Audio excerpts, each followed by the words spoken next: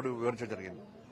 ఇప్పుడు కలకత్తా సంఘటన కానీ, నిర్భయ సంఘటన కానీ, ఈ సంఘటన సేమ్ మేము ప్రాణాలతో ఉన్నది కాబట్టి ఎవరు మాట్లాడతలేరు. ఏమన్నా చచ్చిపోతే సంతాపం, బతుకుంటే పరిహారం. ఇదే పార్టీల పాలసీ, ప్రభుత్వాల పాలసీ, ఇదే పాలసీ. దీని విషయంలో ఎంత సీరియస్ గా వివరించాలో, ఎంత సీరియస్ గా స్పందించాల్సిన వ్యక్తులు స్పందించకపోవడం, ప్రభుత్వం కూడా ఆ స్థాయిలో స్పందించకపోవడం, నిజంగా ఇంతకంటే సిగ్గుచెడ్డి కూడా పట్టుకొచ్చినాం, రిమాండ్ చేసినాం, ఇది కాదు కావాల్సింది. ఇటువంటి సంఘటన జరిగినప్పుడే స్పందించడం కాదు, జరగకముందు ఏం చేయాలి, జరగకుండా ఏం చేయాలనేది ప్రభుత్వంలో కూడా పాలకులు కూడా ఆలోచన ఉండాలి. ఇది జరిగింది, నిరసన వ్యక్తం చేస్తున్నారు, ఆ లోపల మళ్ళా రాళ్ళేసిండ్రు కొంతమంది మూకలు, మళ్ళీ గొడవలైనాయి. మరి గొడవలు ఎందుకు జరిగింది, దేనికోసం జరిగిందో ఆలోచించాలి. ఇలా ప్రభుత్వం ఏం చేస్తుంది, ఒక వర్గాన్ని సంతృప్తి పరచడానికి హిందువుల మీద లాఠీచార్జ్ చేస్తారు, హిందూ యువకులను అరెస్ట్ చేస్తారు, నాన్ బెయిలబుల్ కేసు పెట్టి రిమాండ్ చేస్తారు. ఇక రాష్ట్ర ప్రభుత్వం చేసేది గదే. దానిలో 2 పట్టుకొస్తారు, దీనిలో 50 మంది పట్టుకుంటారు. ఇవన్నీ కూడా రెగ్యులర్ గా కంటిన్యూస్ గా ఎంఐఎం పార్టీ గుండాలందరూ కూడా ఈ అత్యాచారాలు చేస్తున్నారు. ఇప్పుడు నిర్మల్లో సాజిద్ అనే మున్సిపల్ చైర్మన్ మైనర్ బాలిక మీద అత్యాచారం చేసిండు. బేగం బజార్ లో రఫీక్ అనేటువంటి ఎంఐ పార్టీ నాయకుడు మైనర్ మహిళ మీద అత్యాచారం చేసిండు. వాళ్ళ ఎంఐ పార్టీ శాసనసభ్యుని కొడుకు, వక్ఫ్ బోర్డు చైర్మన్ కొడుకు అధికారిక వాహనంలో ఒక మైనర్ బాలిక మీద అత్యాచారం చేసిండు. ఇట్లా చెప్పుకుంటూ పోతే మొత్తం వీళ్లే, వాళ్ళు చేస్తే మేము పడాలి. దీన్ని ప్రభుత్వం గత ప్రభుత్వం ఈ ప్రభుత్వం ఏం చేస్తుంది, మొత్తం కొంత చూస్తుంది. దీన్ని వీళ్ళు హిందువులు, వాళ్ళు ముస్లింస్, వాళ్ళు ఏం చేస్తున్నా వీళ్ళు పడాలి, వాళ్ళకు ముయ్యాలి. ఇది ప్రభుత్వం యొక్క పాలసీ. ఏ అధికార పార్టీ ఉన్నాడో వాళ్ళ పాలసీ, వాళ్ళ ఆలోచన ఇది. ఈ అత్యాచారాల విషయంలో రెగ్యులర్ గా సుల్తానాబాద్ లో మైనర్ బాలిక మీద అత్యాచారం జరిగింది. నాగర్ కర్నూలులో గిరిజన మహిళ మీద వారం రోజుల పాటు అత్యాచారం చేశారు. ఇదే నాగర్ కర్నూలులో 2 రైతు కూలి మహిళల మీద షాపు యజమానులు కారులో అత్యాచారం చేశారు. ఇట్లా అనేక ప్రాంతాల్లో అత్యాచారాలు జరుగుతున్నాయి మహిళల మీద. కానీ దీన్ని నిర్వహించే ప్రయత్నం పాలకులు చేస్తలేరు. కఠినంగా వివరిస్తే వాళ్ళకి భయం అనేది చూపడితే అప్పుడు గుండాలకు, ఇటువంటి రౌడీలకు వాళ్ళు కంట్రోల్లో ఉంటారు. ఏదో సామరస్యంగా దీన్ని ఉంచాలి, దీన్ని బయట తీసుకురావద్దు, దీన్ని క్లోజ్ చేయాలని చెప్పి ఆలోచన ఉంటే దీన్ని కాపాడలేరు, ప్రజలను కాపాడే పరిస్థితి లేదు, ప్రజలను కాపాడలేరు, మహిళలను అసలు కాపాడలేరు, మహిళలను కూడా. ఇది జరిగింది. ఇక్కడ ఎంఐఎం పార్టీ లీడర్ నాడు మహానాయకుడు ఆయన పాపం ఓవైసీ గారు, ఆయన మహిళ మీద అత్యాచారం జరిగింది, మహిళను హత్య చేసే ప్రయత్నం చేసినారు, మహిళ బాగుందా బాగలేదా, బాగుండాలని కోరుకుంటాడేనే, జరిగిందో జరగలేదో అంటున్నారు. కాబట్టి ఆడ షాపులు దగ్గమైనట, ఫర్నిచర్ దగ్గమైనట పీకుడానికి. ఇక్కడ మహిళ మీద అత్యాచారం జరిగిన విషయం మాట్లాడతలేడానే, షాపుల మీద దాడులు చేసిన కండిషన్ తీసుకోవాలన్నట. మరి హిందూ షాపుల మీద దాడులు జరిగినాయి, మరి దాని మీద ఎందుకు మాట్లాడతలేవు?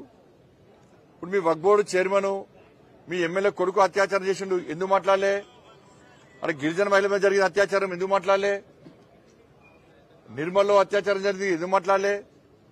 బేగం బజార్ లో రఫీక్ అనే ఎంఐ పార్టీ నాయకుడు ఒక మహిళను అత్యాచారం చేసే ప్రయత్నం చేసిండు, దాని మీద ఎందుకు మాట్లాడలే? వీటిని ఎందుకు మాట్లాడలే? వీటిని ఎందుకు స్పందించాడు? మీకు కావాల్సిన ప్రాపర్టీస్ కావాలి. నీ ఏరియాలో ఉంటుంది హాస్పిటల్, గాంధీ హాస్పిటల్. ఇక్కడ హైదరాబాద్ లో ఒక పేషెంట్, ఒక మహిళ, ఆదివాసీ మహిళ, మీ వర్గానికి సంబంధించినటువంటి ఒక మూర్ఖుడు అత్యాచార యత్నం చేస్తే, హత్య చేసే ప్రయత్నం చేస్తే కనీసం ఇంగిత జ్ఞానం లేదు, నీకు మానవత్వం లేదు, వచ్చి చూసిపోదామని చెప్పి ఇంగిత జ్ఞానం అక్కర్లేదు నీకు. ఇవాళ నువ్వు ప్రాపర్టీస్ గురించి మాట్లాడతావు. నీ ప్రాపర్టీస్, మనుషుల ప్రాణాలు ముఖ్యం కాదు, మీ వాళ్ళ ప్రాపర్టీస్ ముఖ్యం. కానీ నేను మళ్ళా పోలీస్ అధికారులను కోరుతున్నా, మీరు ఒక వర్గాన్ని సంతృప్తి పరచడానికి హిందూ యువకుల మీద, ఆదివాసీ యువకుల మీద, ఈ ట్రైబల్ యూత్ మీద అక్రమ కేసులు పెట్టి ఇబ్బందులు పెట్టే ప్రయత్నం చేస్తే ఇవి గొడవలు ఆగేటువంటి పరిస్థితి ఉండదు. దీన్ని కంట్రోల్ చేయాల్సిన బాధ్యత పోలీస్ యంత్రాంగం ఉంది, అందరం సహకరించాల్సిందే, అందరం కలిసి కంట్రోల్ చేయాల్సిందే, గొడవలు జరగకుండా ఆపాల్సిందే. దానిలో ఏమనలేదు. పోలీస్ అధికారులు నిష్పక్షపాతంగా వివరించాలి. అలా డీజీపీ గారితో మాట్లాడడం జరిగింది. ఎవరు కంట్రోల్ తప్పినా కూడా వాళ్ళని కంట్రోల్ చేయాల్సిందే, గొడవలు నిర్మూలించాల్సిందే. దానిలో ఏమనలేదు. కానీ గొడవలను ఆపడం పేరుతోని ఒక వర్గానికి కొమ్ము కాసే ప్రయత్నం చేస్తే, ప్రభుత్వ ఒత్తిళ్లకు పాలకుల ఒత్తిడి తలగుతే ఇలా గొడవలు ఆగే పరిస్థితి ఉండదు.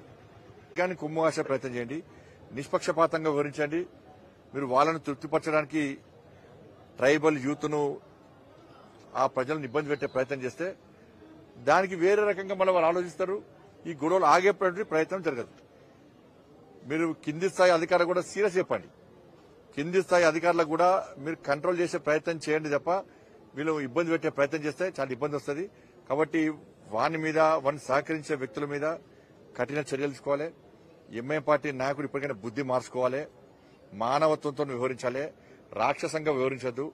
నీకు ఇంతవరకు మీ పార్టీ నాయకులు, మీ వాళ్ళు చేసినటువంటి అత్యాచారాల మీద మాట్లాడు. ఫస్ట్ వచ్చి ఒక్కసారి వచ్చి ఆ మహిళను చూసిపో.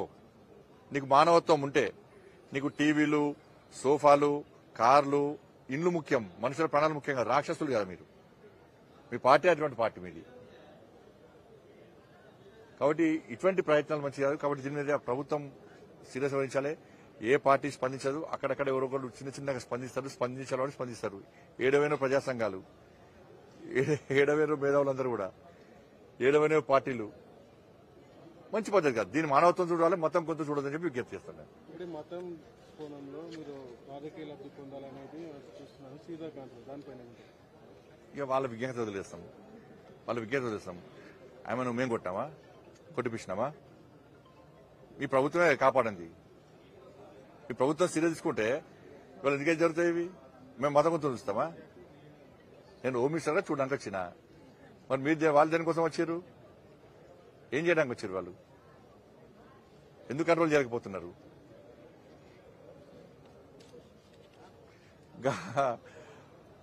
అదేంటి సల్కం చెరువుల్లో కబ్జా చేస్తే చేసినట్టు కూడా గవర్నమెంట్ కంట్రోల్ చేసే దమ్ము లేదు ప్రభుత్వానికి.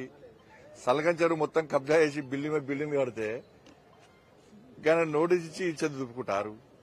బుల్డోజర్ దొరుకుతలేవేంటి? పంపుతాను. బుల్డోజర్ దొరకకుండా పంపుతాను. కిరాయి నేనే పెట్టుకుంటా.